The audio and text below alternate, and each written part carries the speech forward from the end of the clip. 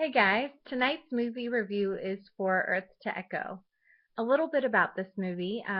This movie, the main characters are three teenage boys who are best friends and have been best friends for a while, and they all live in a community together in Nevada. And near the beginning of the movie, you find out that there is a highway project that's basically going to go right through their neighborhood, so they all have to pack up and move out basically. So the movie kind of surrounds the last couple days of them being neighbors and being that close and trying to make special memories during that time. Also near the beginning of the movie, they realize some strange things are starting to happen. A lot of phones are starting to scramble and have these like weird messages and images on them, and it's only happening in certain areas. So they kind of do some research and find out that one of the images is like a map. So one night they decide they're all going to lie to their parents, say they're each sleeping in each other's houses, and go on this journey to the spot in the map.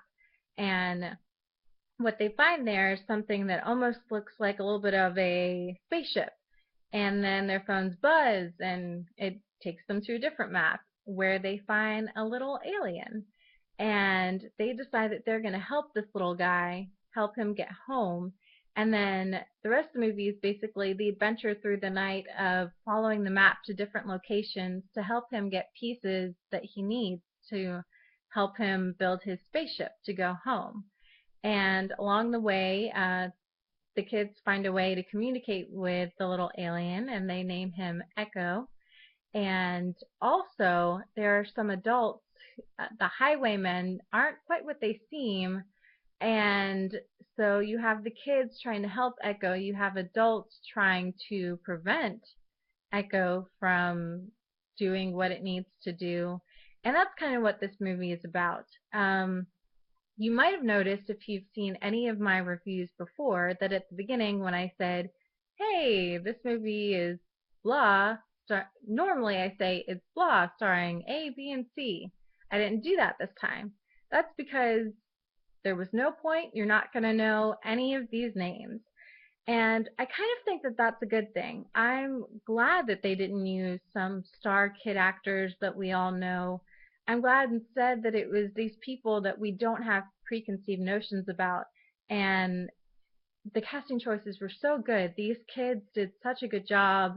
They were so real. I mean, the the writing for these kids and the way that they acted was a typical teenage boy. It was very genuine. Their characters were very three-dimensional. They did a great job, and I hope someday maybe I will know their names and I'll be able to say them on another review because I think they all did a really excellent job. Um, the alien Echo, I thought he was really cute. He kind of looks like this little metal owl, and I thought that they made him look cute. I think that they made him communicate in a cool way. Um, I thought the writing was good. I enjoyed the story.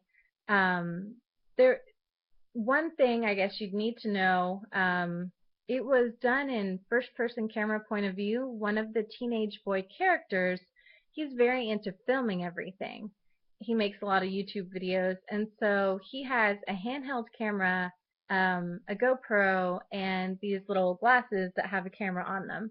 And basically, the whole movie is told from the point of view of these cameras and Echo's point of view. So, there is some shaky cams, some movements like that. So if you're someone who really can't stand any of that, you'd probably want to stay away from this movie. I didn't think it was too bad. It definitely didn't bother me, but that kind of stuff doesn't really affect me. Um, the two things I guess I would say that are kind of negative, or one really, uh, would be that there is a girl character who goes to school with the boys, and she's really pretty, and they talk about her and stuff near the beginning of the movie. And then in the middle, she kind of comes in the adventure, and she's with them on the rest of the journey with Echo. And I mean, I didn't mind her acting, and I think she did a good job with what she was given, but the character wasn't really necessary, and the introduction of the character into the adventure wasn't really fleshed out. It was just kind of like, boom, let's throw a girl into this scenario. We're tired of looking at the three boys. And I didn't really think that was necessary. I think really her character didn't need to be in the movie. But other than that, like I said, really enjoyed the rest of it. I enjoyed the soundtrack. Really a lot of stuff. Some of the special effects were really cool looking. I would give this movie a B plus. I would say you should go see it in the theater. It's a fun summer movie.